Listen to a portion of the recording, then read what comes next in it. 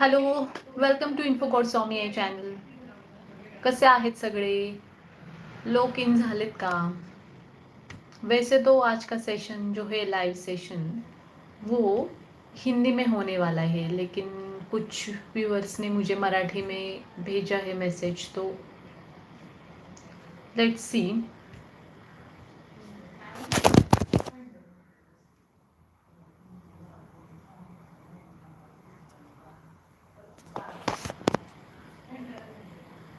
Hello. तो क्या हम वेट करें थोड़ी देर के लिए लाइव सेशन के लिए? वेलकम टू इन्फोकॉड स्वामी आहे चॅनल. कसे आहेत सगळे? लोक इन झालेत का? वैसे तो लेट्स वेट. क्या अजून येतात आहेत लोक? हिंदी में होने वाला है, लेकिन कुछ लेट्स वेट ने मुझे मराठी में भेजा है मैसेज, तो let's wait. Let's see. More people are joining. More and more people are joining. Let's wait. You can send me questions by using chat session. Yeah. Yeah. थोड़ी देर के लिए हम वेट करते हैं कि स्लोली हो रहा है ये सेशन. स्लोली स्लोली लोग इन हो रहे हैं, तो लेट्स वेट. मुझे 2-3 लोग दिख रहे हैं ज्वाइन हो चुके हैं, लेकिन और भी लोग आने चाहिए, तो उन्हें टॉपिक पता चलना चाहिए डिस्कशन का क्या होने वाला है. जी हाँ. Someone send me hi info about Swami. Hi, how are you Poonam? Happy Dashra. Happy all of you. Happy Dashra, happy Navratri. या मैं अच्छी हूँ. समवन आस्क मी कैसे हूँ, तो मैं अच्छी हूँ. आप कैसे हो?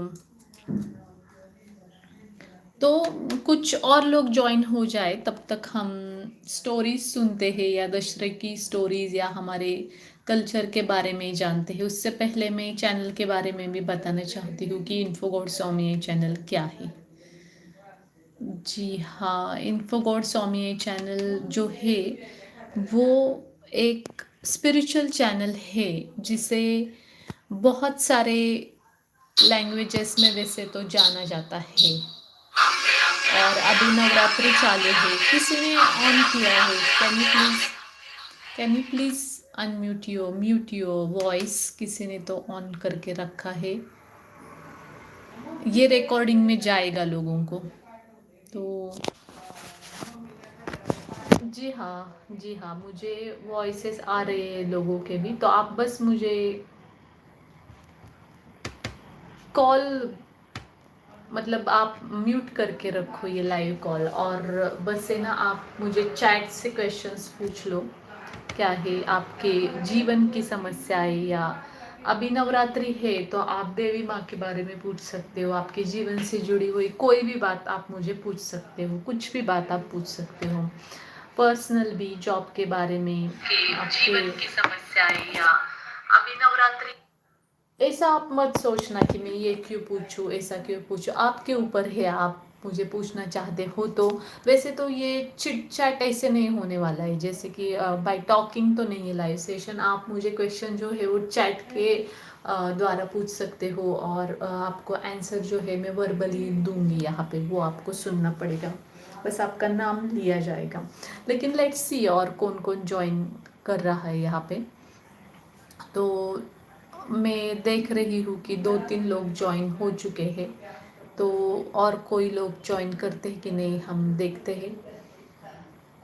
और तब तक मैं इन्फो गॉड स्वामी चैनल के बारे में बताती हूँ कि इन्फो गॉड स्वामी चैनल ये एक स्पिरिचुअल चैनल है, और पिछले कुछ सालों से वो चल रहा है. और ये 3 लैंग्वेजेस में चैनल अवेलेबल है, जैसे कि मराठी, हिंदी और इंग्लिश.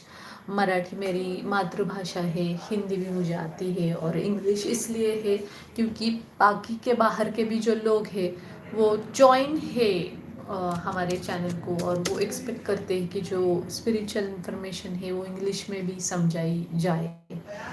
तो इसलिए इंग्लिश में भी ये चैनल अवेलेबल है. आपको जो लैंग्वेज सही लगे वो लैंग्वेज से वीडियो आप सुन सकते हो, और आपके भी कमेंट्स, रिएक्शन हमें दे सकते हो. आपका कमेंट, आपकी रिएक्शन हमारे लिए बहुत ही महत्वपूर्ण है। तो आप ना मुझे कमेंट्स, रिएक्शन देना या क्वेश्चन पूछना जो है वो बिल्कुल भी मत भूलना। आप मुझे क्वेश्चंस पूछते रहना। जैसे कि आज अभी लाइव सेशन है तो लाइवली डायरेक्टली आप मुझे क्वेश्चंस पूछ सकते हो। तो जैसे मैंने बताया कि इन्फो गॉड स्वामी ये एक स्पिरिचुअल चैनल है। इसके ऊपर हम स्पिरिचुअल हमारे जो कल्चर है उसके स्तोत्र मंत्र ग्रंथ पठनाज लेते हैं, स्पिरिचुअल प्लेसेस को हम विजिट करते हैं और वहाँ की जानकारी, वहाँ के कैसे किस तरीके से स्पिरिचुअल प्लेसेस पे भी माहौल रहता है या उपासना चलती रहती है वो जानकारी हम जानते रहते हैं। हम बहुत सारे डिस्कशंस टॉपिक भी लेते हैं, जो हमारे फेस्टिवल्स आते रहते हैं, त्यौहार, उसके बारे में भी, पूजा विधि, शुभ मुहूर्त और बहुत कुछ ऐसी जानकारी जो है, जो हमारे धर्म के संत है, गुरु है, सदगुरु है, उनके बारे में भी हम जानकारी लेते रहते हैं।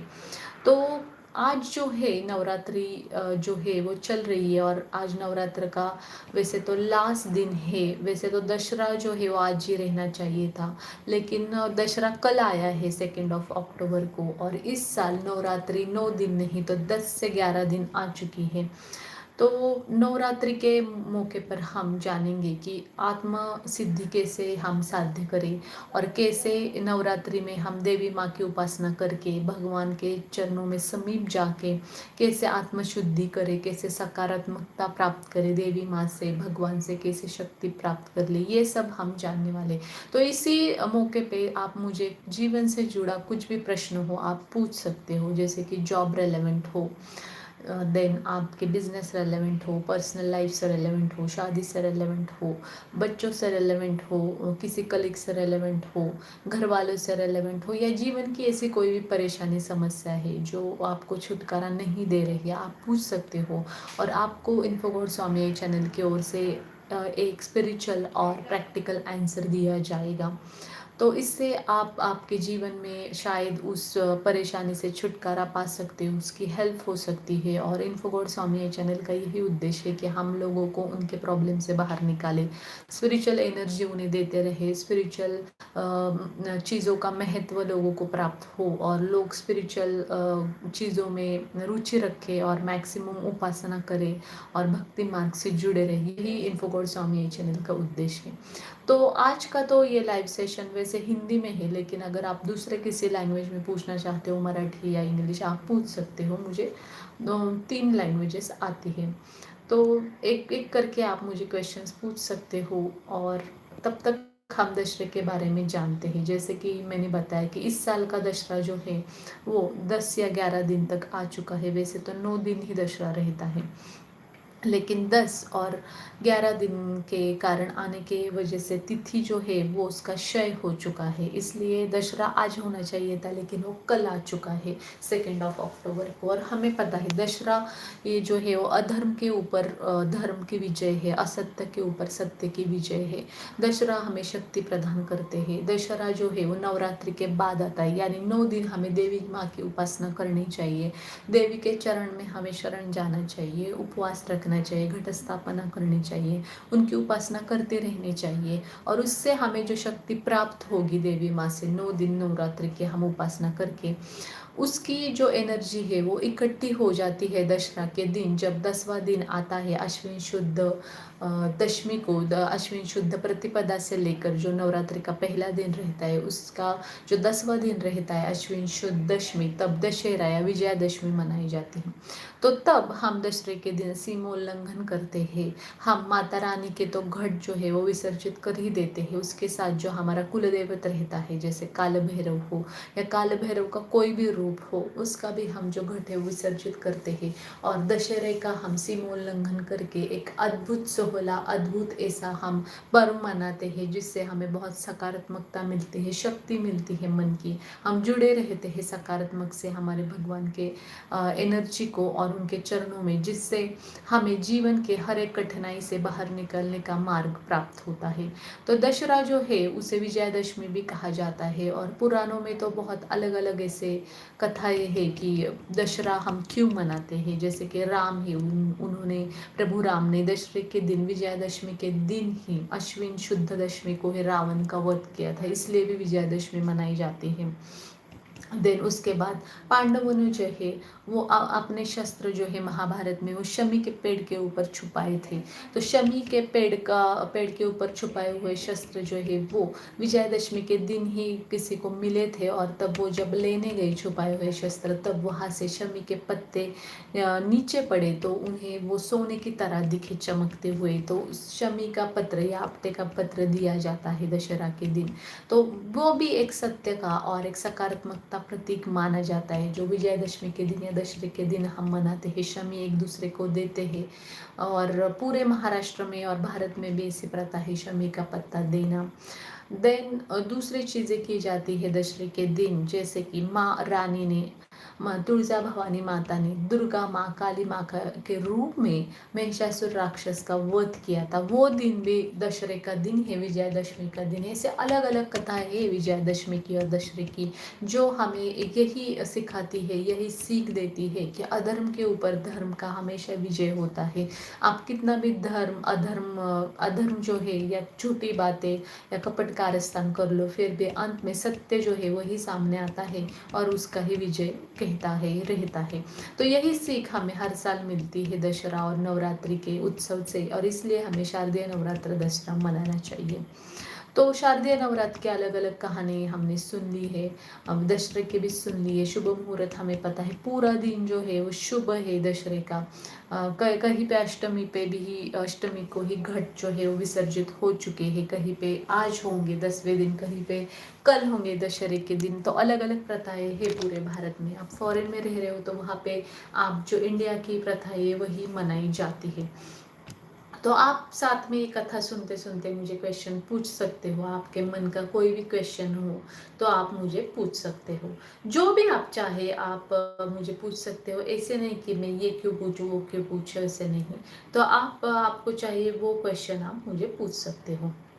तो लाइव चैट में आप मुझे दे सकते हो क्वेश्चंस, और मैं उसका आंसर बारी बारी से आपको दे दूंगी। तो आप ऐसे बिल्कुल भी हेजिटेट मत होना कि मैं क्यों पूछूं क्वेश्चन, तो आप पूछ सकते हो। तो मैं वेट कर रही हूँ कि कोई मुझे पहला सवाल पूछे और मैं उसका आंसर दे दूँ। तो अगर आपको समझ में नहीं आ रहा है कि किस बारे में हमें क्वेश्चन पूछना है, तो मैं बताती हूँ। क्वेश्चन आप आपके पर्सनल लाइफ, बच्चों के बारे में पूछ सकते हो, स्पिरिचुअल चीज़ों से लेकर पूछ सकते हो, या फिर जॉब के बारे में पूछ सकते हो, या फिर आपको कुछ ऐसा पर्सनल सवाल हो कि मुझे गाइडेंस चाहिए लाइफ जीने के लिए, तो उसके बारे में भी आप पूछ सकते हो मुझे। जी हाँ, कुछ भी क्वेश्चन हो वो आप मुझे पूछ सकते हो। एक क्वेश्चन मुझे आया है पूनम जी का, वो पूछ रही है बिजनेस के बारे में सवाल है। जी हाँ पूनम, आप मुझे बिजनेस के बारे में पूछ सकती हो। आप आपकी बर्थ डेट बताओ, और कहाँ पे आप रहते हो, जन्म स्थान, और किस तरीके का बिजनेस आप करना चाहती हो, वो मुझे आप पूछ सकते हो। जी मैं वेट कर रही हूँ। तो इन्होंने दिया है मुझे कपड़ों का बिजनेस में करना चाहती हूँ। जी हाँ, ओके पूनम, क्या आप मुझे आपकी बर्थ डेट बताएंगी? जी हाँ, टाइम भी उसके साथ आपको भेजना होगा, बर्थ डेट टाइम, और आप को उसका एक्सपीरियंस है क्या प्रेयर, वो भी आप बताओ। और किस तरीके का गाइडेंस आपको चाहिए, सिर्फ खोलने का या चलाने का, या ये फ्रेंचाइज बिजनेस चलाना चाहते हो, या सिर्फ दुकान आप देना चाहते हो, वो भी आप बता सकते हो। जी हाँ, ओके, इनके मुझे बर्थ डेट डिटेल्स मिल चुके हैं। तो ठीक है पूनम, लेट्स सी आपका क्वेश्चन। हम पहला क्वेश्चन लेते हैं कि पूनम का क्वेश्चन है कि वो कपड़ों का बिजनेस चलाना चाहती है, और वो नॉर्मल तरीके से मुंबई में ही चलाना चाहती है, और उनकी बर्थ डेट मैंने ले ली है। तो लेट्स सी, बर्थ टाइम भी मुझे मिला है, एएम है या पीएम है वो भी दे देना आपके बर्थ टाइम का। जी हाँ, एएम या पीएम जो है बर्थ टाइम, उसका मुझे चाहिए डिटेल में। अच्छा, एएम है, मुंबई ही आपका बर्थ प्लेस है। ओके ओके पूनम, आपका क्वेश्चन हम ले लेते हैं, मैं चेक कर रही हूँ। ओके, कपड़ों का बिजनेस, ओके, वैसे तो आपकी एज जो है वो 45 से आगे है पूनम। आपने पहले बिजनेस किया है क्या? आप चार्ट के द्वारा मुझे बता सकते हो।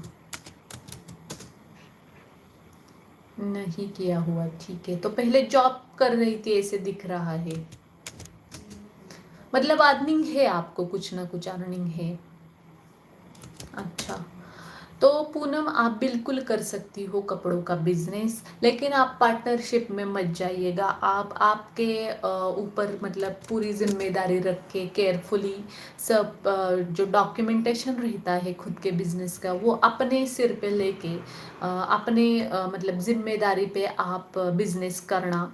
क्योंकि पार्टनरशिप के लिए इतना आपका चार्ट जो है वो सपोर्ट नहीं कर रहा है। तो आप जो है वो अकेले अगर बिजनेस करना चाहती हो जीरो से स्टार्ट करके, शुरू में स्ट्रगल होगा, तो आप कर सकती हो बिजनेस कपड़ों का।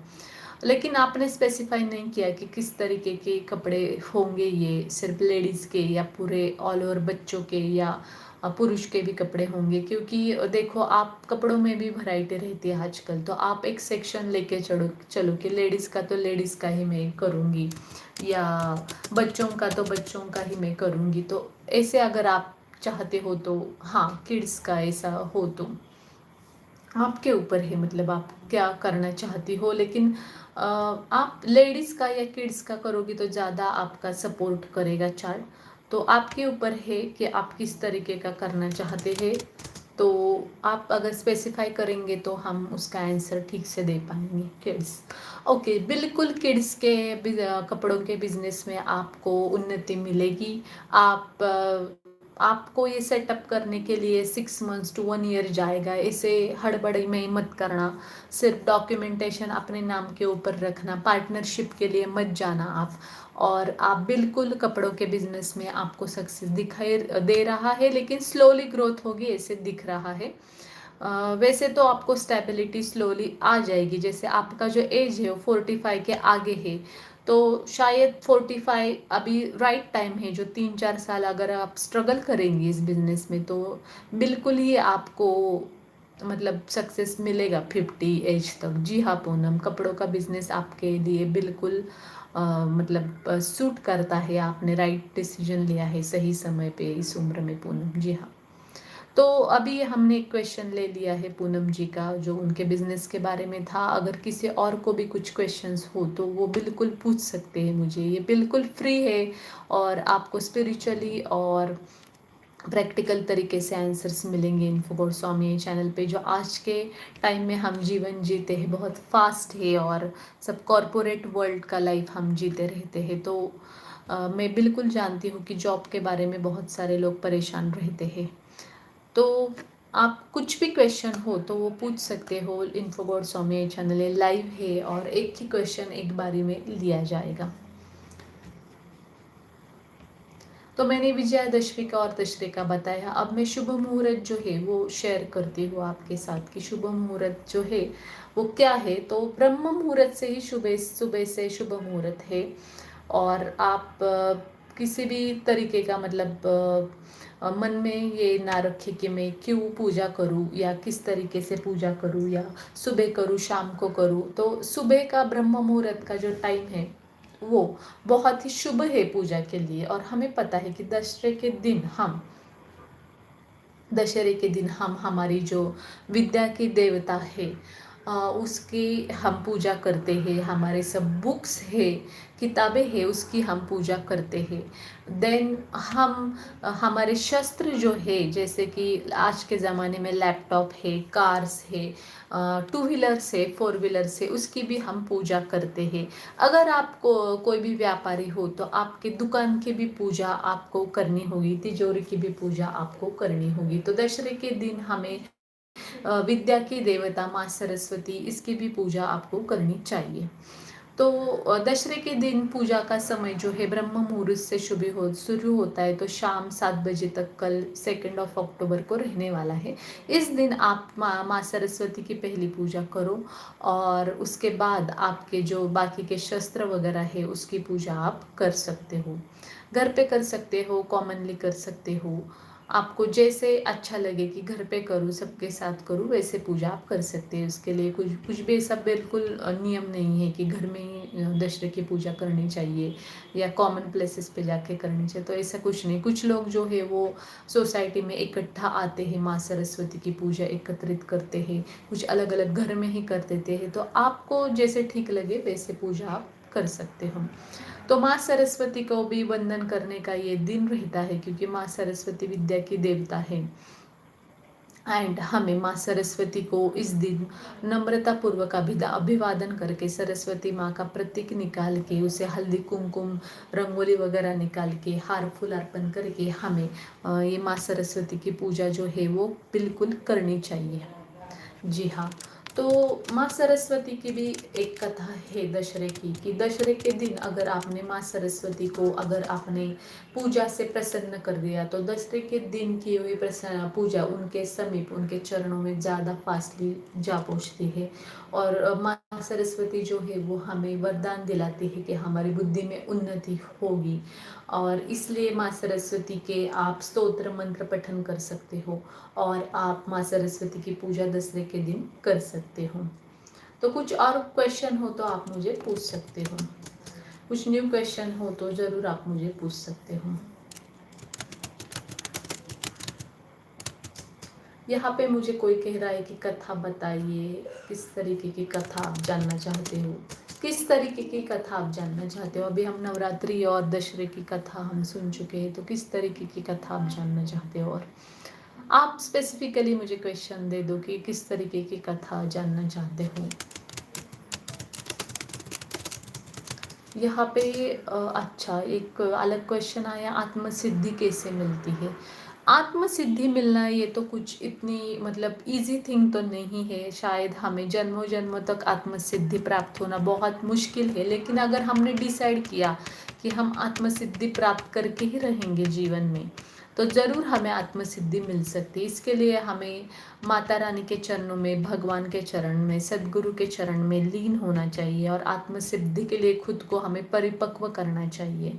तो जैसे जैसे हम उपासना करते जाएंगे, स्लोली स्लोली हमारा माइंड जो है वो शांत हो जाएगा, और हमारे जो चक्र रहते हैं हमारे बॉडी में वो क्लींस होते जाएंगे डे बाय डे, और तब जाके शायद हम अगर खरे उतरे उपासना में और भक्ति में, तो ज़रूर हमें एक दिन आत्मसिद्धि जो है वो प्राप्त होती है। अगर आपका कोई पर्टिकुलर क्वेश्चन हो कि नवरात्र में मिलती है क्या, तो आप वैसे मुझे पूछ सकते हो, या जनरल आप पूछ रहे हो क्वेश्चन, तो वो भी आप मुझे पूछ सकते हो। आत्मसिद्धि कैसे मिलते, वैसे तो ये इंटरेस्टिंग क्वेश्चन था बहुत ही, लेकिन जी हाँ, इतना तो इजी बिल्कुल नहीं है। आपको उपासना, बहुत तपश्चर्या करनी पड़ेगी जीवन में आत्मसिद्धि प्राप्त करने के लिए। अभी तक तो हम मतलब हम स्टडी करते रहते, उपासना करते रहते, लेकिन हमें आत्मसिद्धि प्राप्त हुई ये हमें बिल्कुल भी पता नहीं चलता है। अगर लाइफ में किसी ने मतलब ऐसे कहा कि मुझे आत्मसिद्धि है, तो उसका मतलब सुनना चाहिए पहले कि किस तरीके की इस इंसान को आत्मसिद्धि है, वो हमें पहले सुनना चाहिए, तो ही शायद हमें आत्मसिद्धि उसको सच में पता चलेगा कि है कि नहीं। इस इंसान को आत्मसिद्धि प्राप्त हुआ इंसान मिलना बहुत ही मुश्किल काम है इस घड़ी में, आज के ज़माने में, क्योंकि कोई साधु संत ही होगा जिसे आत्मसिद्धि है। वैसे तो हम नॉर्मल इंसान हैं, हमें आत्मसिद्धि प्राप्त करना बहुत कठिन काम है। तो ये अलग क्वेश्चन पूछा था आत्मसिद्धि, लेकिन इंटरेस्टिंग क्वेश्चन है, इसके ऊपर एक व्लॉग बनना चाहिए हमारे इन्फो गोस्वामी चैनल पे, क्योंकि हमारा स्पिरिचुअल चैनल है। तो हमने जान लिया कि आत्मसिद्धि कैसे मिलती है, उसके लिए बहुत घोर तपश्चर्या लगती है, और इस ज़माने में हमें वो कर सकेंगे हम कि नहीं, हमें बिल्कुल पता नहीं है। हम्म। लेकिन अगर अच्छा ये पूछ रहे हैं जो भी है कि नवरात्र से आत्मसिद्धि, जी जी, नवरात्र से आत्मसिद्धि कैसे मिलती है, ऐसा क्वेश्चन था इनका। अच्छा, अब मुझे क्लियर हुआ, मुझे लगा जनरल क्वेश्चन है आत्मसिद्धि कैसे मिलती। देखिए, नवरात्र में हमें आत्मसिद्धि कैसे प्राप्त होती है, तो नवरात्र में 9 दिन हम देवी के 9 स्वरूप जो है, उसके 51 शक्तिपीठ है, उसकी उपासना हम करते रहते हैं। तो नवरात्र के ये 9 दिन हम उपासना करेंगे, तो उपासना से, उपवास से और देवी माँ के मंत्रों से, स्तोत्र पठन से से हमारा मन जो है वो स्लोली शांत होता है। उपवास जब हम रखते हैं तो हम जो हमारा नॉर्मल फूड है, खाना है, बंद कर लेते हैं, तो संयम मन के ऊपर आ जाता है और हमारा जो मन है वो एक ही जगह पे कॉन्सेंट्रेट हो जाता है, आत्म केंद्रित हो जाता है। तो इस तरीके से स्लोली स्लोली 9 दिन हम अगर ये प्रैक्टिस करेंगे, प्रैक्टिस यानी 9 दिन तक हम उपवास रखेंगे, 9 दिन तक हम हमारा माइंड शांत रखेंगे, संयम रखेंगे, तो अपने आप ही देवी माँ हमें ऊर्जा प्रदान कर देगी। वो प्रसन्न हो जाएगी हमारी इस उपासना से, भक्ति से। और जिस तरीके से हम डेडिकेशन उनके चरणों में रखते हैं देवी माँ के, माता रानी के, तो माता रानी को भी दया आएगी। माता रानी दयालु है, तो जरूर वो हमें आत्मनिर्भर बनाएगी, आत्म सिद्धि की तरफ लेके जाएगी। लेकिन एक ही नवरात्र में हमें आत्म सिद्धि प्राप्त होगी ऐसे नहीं, ऐसे हम ईयर्स एंड ईयर्स ऐसी तपस्या करते रहेंगे तो जरूर एक दिन हमें आत्म सिद्धि जो है वो प्राप्त हो जाएगी। जी हाँ, ये अच्छा क्वेश्चन था, लेकिन ये नवरात्रि से रिलेवेंट था, तो ठीक है। किसी को लगेगा कि नवरात्रि में ही आत्मसिद्धि आप कभी भी प्राप्त कर सकते हो, लेकिन वो इतनी इजी चीज नहीं है कि हमने उपासना की और हमें आत्मसिद्धि इजीली प्राप्त हुई। उसके लिए हमें घोर तपस्या करने रहती है, बहुत सारे नियमों का पालन करना रहता है, स्पिरिचुअल चीजों का पठन करना रहता है, स्तोत्र मंत्र ग्रंथ पठन करना रहता है, हवन करने रहते हैं। ऐसे हम बहुत सारे अनेक प्रयासों के बाद, अनेक वर्षों के बाद अगर हम ये इसके ऊपर चलेंगे तो आत्म सिद्धि हमें जरूर प्राप्त होगी और आत्मबल, आत्मशक्ति भी हमें देवी माँ और भगवान एक दिन जरूर दे देगा। जी हाँ, ये नाइस क्वेश्चन था जिसने भी पूछा था। ऐसे कोई भी क्वेश्चन आप पूछ सकते हो, ऐसा कुछ रिस्ट्रिक्शन नहीं है कि आप मुझे यही क्वेश्चन पूछो, वही क्वेश्चन पूछो।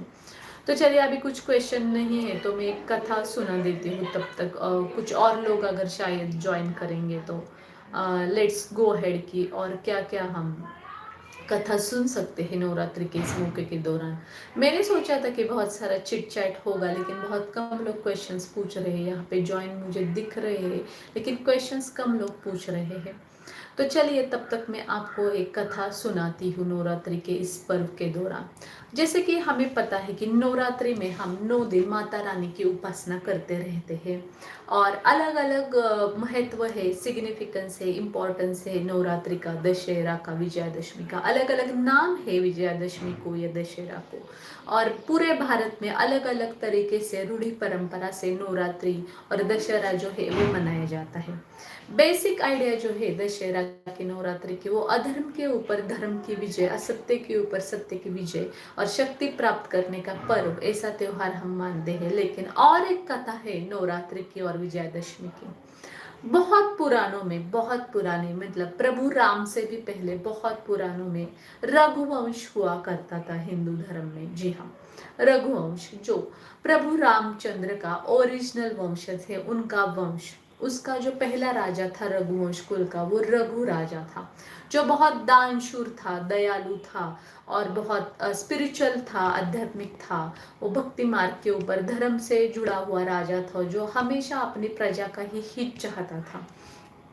तो प्रभु राम तब नहीं थे, प्रभु राम उनके बहुत बाद में पैदा हुए, शायद 5-6 पीढ़ियों बाद। लेकिन जब रघु राजा था, रघुवंश का पहला राजा रघु राजा, जिसके ऊपर ही उनके वंश को रघुवंश कहा गया, उसकी दानशूर की ख्याति सुनते बहुत सारे लोग उनको दान मांगने आते थे। कुछ भी हो, खाने का, चीज़ों का हो, धान्य का हो, कपड़ों का हो, पैसों का हो, या किसी भी तरीके की जरूरतमंद चीज हो, तो लोग उनके पास आते थे और उन्हें दान मांगा करते थे। जी हाँ, तो ऐसे ही रघुवंश राजा अपने दानशूर के होने के कारण एक दिन पूरा जो उसके पास जो धन धान्य रहता है, सोना रहता है, जो भी उसके पास उसने रखा हुआ रहता है, अपने प्रजा को बांट देता है और प्रजा जो है वो सुखी हो जाती है, क्योंकि प्रजा चाहती है कि हमारा राजा हर मुश्किल घड़ी में हमारा साथ देगा और हमें वो मुश्किल घड़ी से बाहर निकालेगा, ऐसे प्रजा चाहती थी। और वैसे ही राजा उनकी इच्छाएं पूरे भी करता था। ऐसे दानशूर रघुवंश का राजा रघुराज था।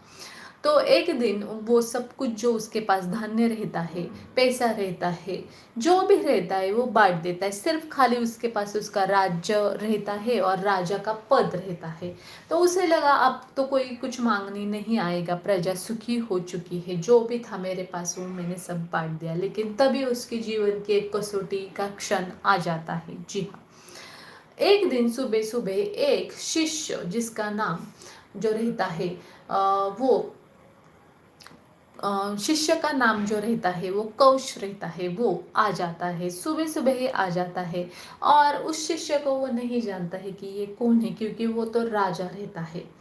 तो वो शिष्य जो है आता है और वो देखता है कि इस राजा की तो मैंने बहुत सारी ख्याति सुनी हुई है कि ये दानशूर राजा है, और मैं तो बहुत दूर से आया हूँ, और अगर मुझे अभी मिलना नहीं दिया इस राजा को तो इस राजा की तो ख्याति सब मतलब झूठी होगी ऐसे, क्योंकि वो राज्य में प्रवेश करता है।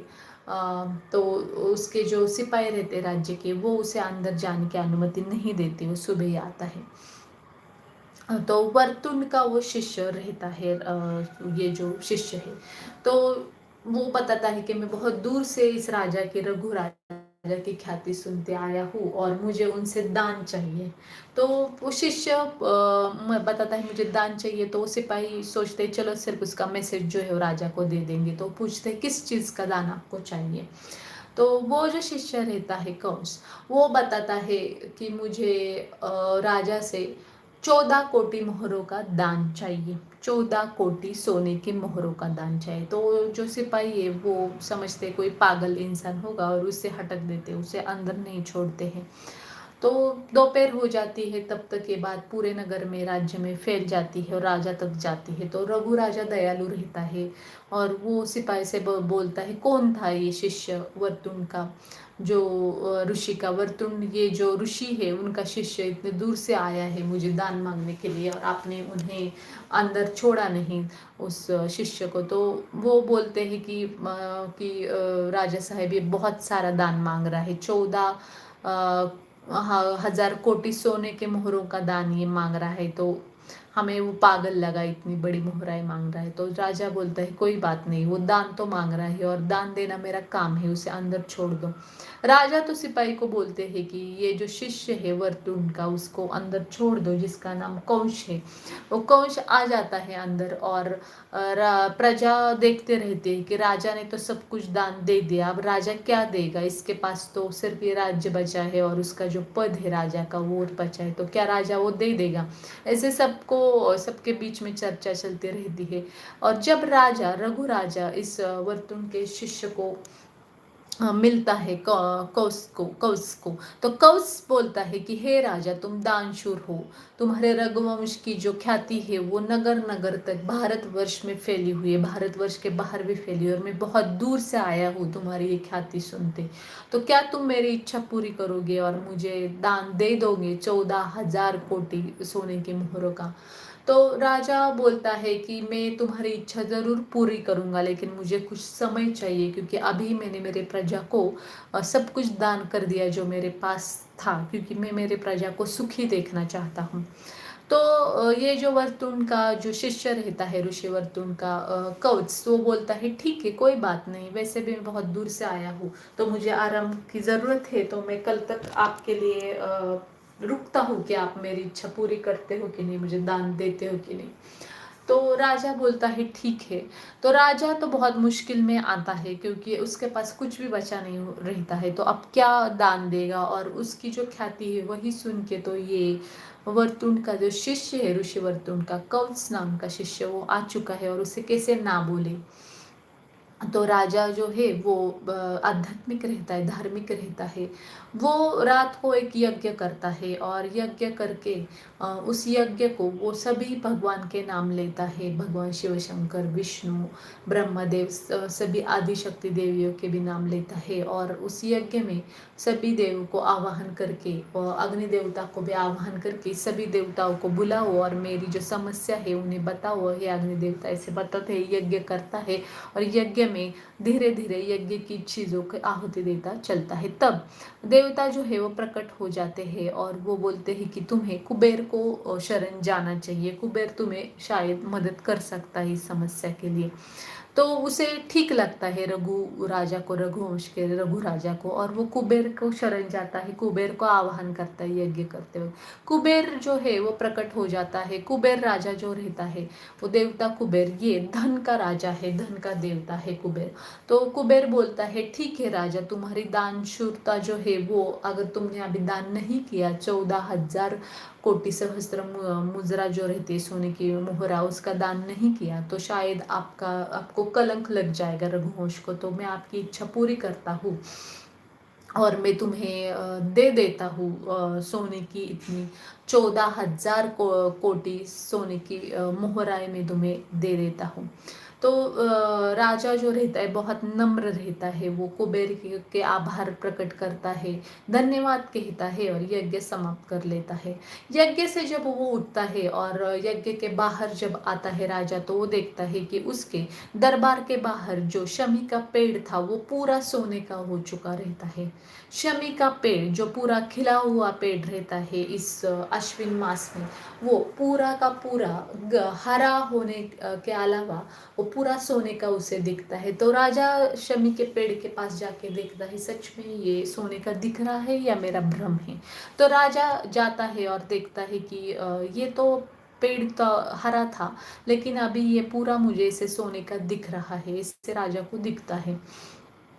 तो राजा को पता चलता है कि ये जो चमत्कार है ये शायद कुबेर देवता ने किया हुआ चमत्कार है। तो कुबेर देवता के और सभी भगवान के फिर से आभार रघुवंश का राजा जो है वो मानता है।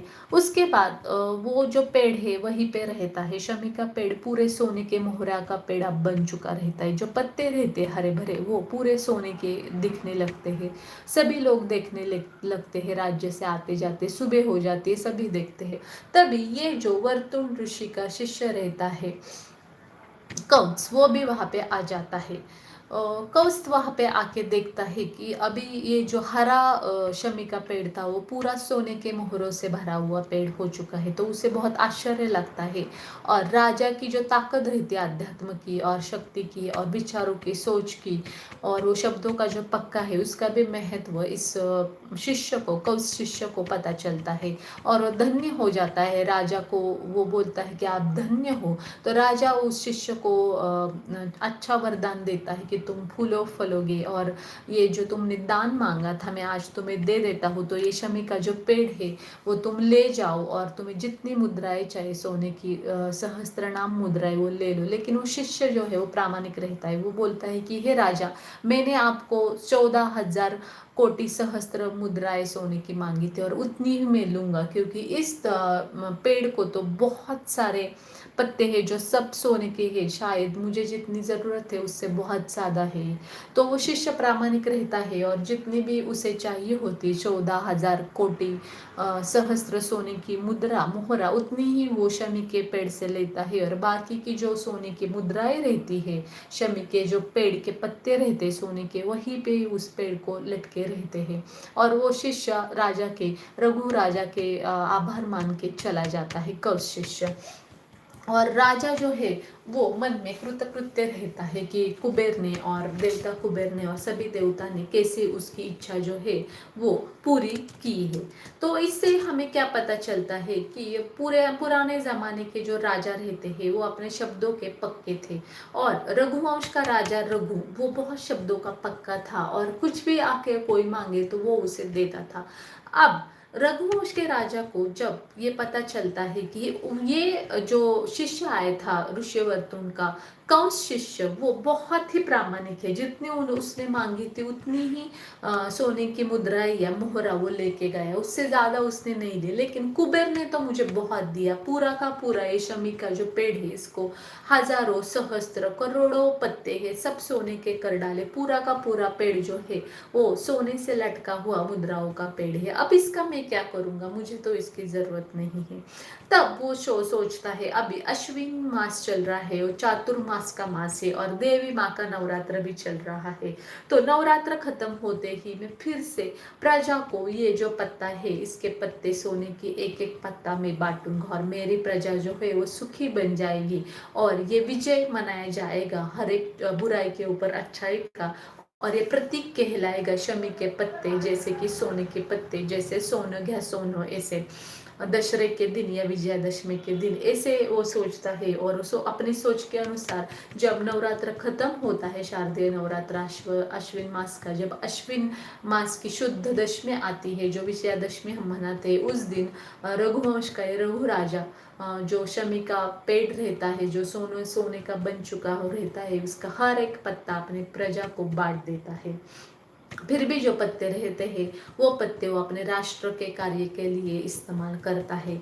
तो उस दिन से ये विजयादशमी अश्विन शुद्ध दशमी को मनाई जाती है और बहुत सारे लोग जो है वो आज भी ये प्रथा मानते हैं और शमी के पत्ते आपटे के पत्ते एक दूसरे को बांटते हैं और ये जो प्रतीक रहता है शमी के पत्ते एक दूसरे को बांटने का, वो अच्छाई का प्रतीक रहता है और शेयरिंग का प्रतीक रहता है। और महाराष्ट्र में तो ऐसे बोलते हैं सोनं घ्या सोनं, जैसे शमी के और आपटे के पत्ते हम एक दूसरे को देते हैं।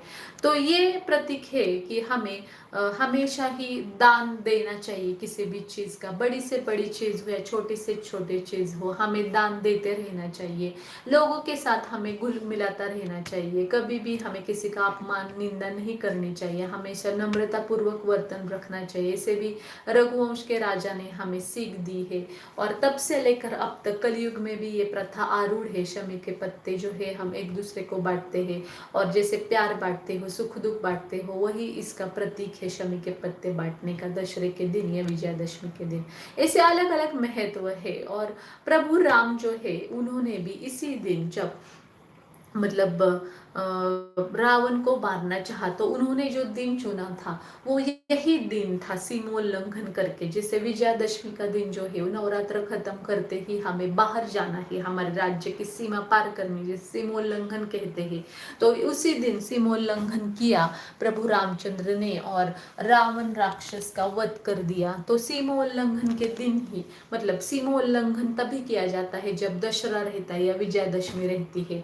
अगर पुराने जमाने में किसी भी राजा को किसी दूसरे राज्य के ऊपर आक्रमण करना हो, युद्ध पुकारना हो या किसी दूसरे राज्य में जाना हो तो वो विजयादशमी का ही दिन जो है वो चुनते थे और सीमोल्लंघन करते थे और तभी वो अपने राज्य से बाहर निकलते थे। सीमोल्लंघन मतलब अपनी जो सीमा है राज्य की वो पार करना, पार करके दूसरे राज्य में जाना, लड़ाई के लिए जाना, चढ़ाई करना या किसी अच्छे काम के लिए जाना और विजयी होके आना। ऐसे आशीर्वाद ये माता रानी 9 दिन शारदीय नवरात्र में हमें देती है, हर राजा को देती थी, हर राज्य को, हर इंसान को देती है और दशहरे के दिन प्रस्थान करना चाहिए, ऐसे वो हमें संदेश भी देते थे। तो सीमोल्लंघन करके ऐसा हमें मनाना चाहिए दशहरे का दिन या विजयादशमी का दिन। यही सीख हमारा कल्चर हमें देता रहता है।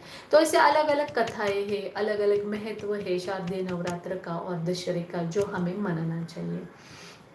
तो शारदीय नवरात्र ऑलमोस्ट खत्म होने को है, आज जो है उसका लास्ट दिन है और कल जो है दशहरा वो उसका विजयादशमी का जो दशहरे का एक भव्य दिव्य दिन हम मनाते हैं।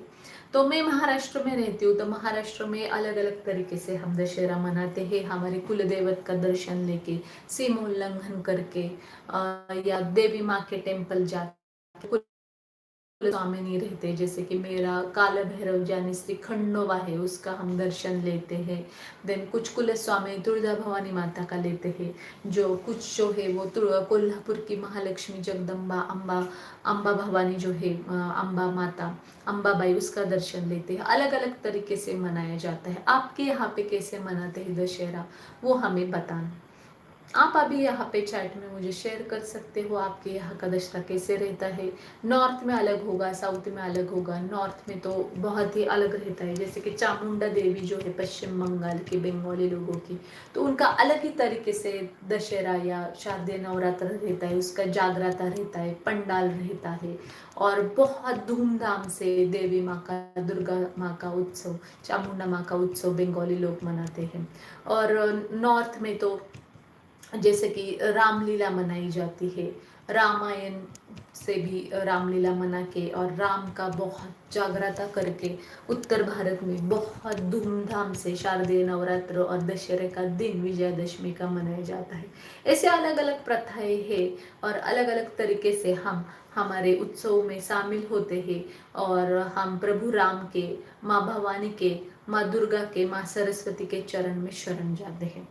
तो और अगर आपको कुछ ऐसी रूढ़ी परंपरा पता हो जो मुझे नहीं पता है तो आप हमारे इन्फोगॉड स्वामी चैनल पे वो शेयर कर सकते हो और मुझे बता सकते हो कि अलग तरीके से आप कैसे मनाते हो उत्सव विजयादशमी का, दशहरे का या शारदीय नवरात्र का। आप जीवन से जुड़ी हुई किसी भी समस्या का हल पाना चाहते हो तो मुझे आप शेयर कर सकते हो, क्वेश्चन पूछ सकते हो और आपको स्पिरिचुअल तरीके से, प्रैक्टिकल तरीके से हम ज़रूर आंसर देने की कोशिश करेंगे।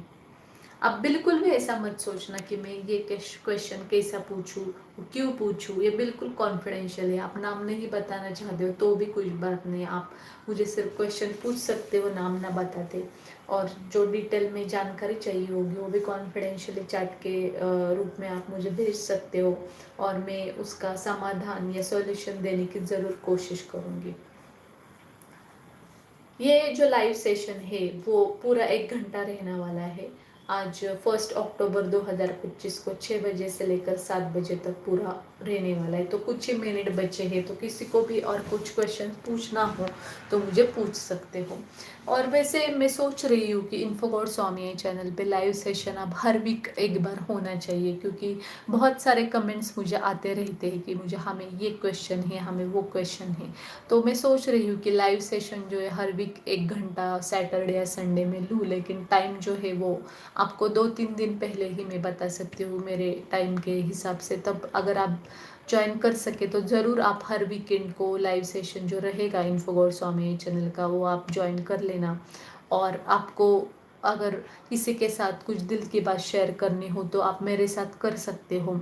आपको नाम नहीं बताना हो तो भी कोई प्रॉब्लम नहीं है, आप कॉन्फिडेंशियली भी मुझे पूछ सकते हो और आप चैट के थ्रू पूछ सकते हो। आपको चिट चैट ही करना है, बातें ही करनी है, ऐसा कुछ नहीं है। आपको चैट करके मुझे पूछना है क्वेश्चन और उसका ज़रूर मैं 100% सॉल्यूशन देने की कोशिश करूँगी। अगर आप महिला हो और कुछ आप परेशानी से जा रही हो, बच्चों के परेशानी से या आपके खुद के पर्सनल लाइफ, तो पैसों का प्रॉब्लम हो, जॉब का प्रॉब्लम हो, घरेलू प्रॉब्लम हो या फिर कुछ आपके हेल्थ इश्यूज़ हो, घर में कोई बीमार हो, आपके आरोग्य की समस्या हो, तो भी आप मुझे पूछ सकते हो क्वेश्चन। आप किसी भी तरीके का क्वेश्चन जो है हमारे जीवन से जुड़ा हुआ, उसका आपको समाधान देने की कोशिश इन्फोगॉड स्वामी ये चैनल ज़रूर करेगा। आप बिल्कुल भी हेजिटेट मत होना कि मैं ये क्वेश्चन क्यों और कैसे पूछूं। आपको जैसे ठीक लगे वैसे आप क्वेश्चंस मुझे पूछना। और कोई जुड़ता है या क्वेश्चन पूछता है क्या? लेट्स वेट, क्योंकि बहुत कम टाइम रहा है, 5 या 6 मिनट है। उसके बाद जो लाइव सेशन है आज का वो एंड हो जाएगा।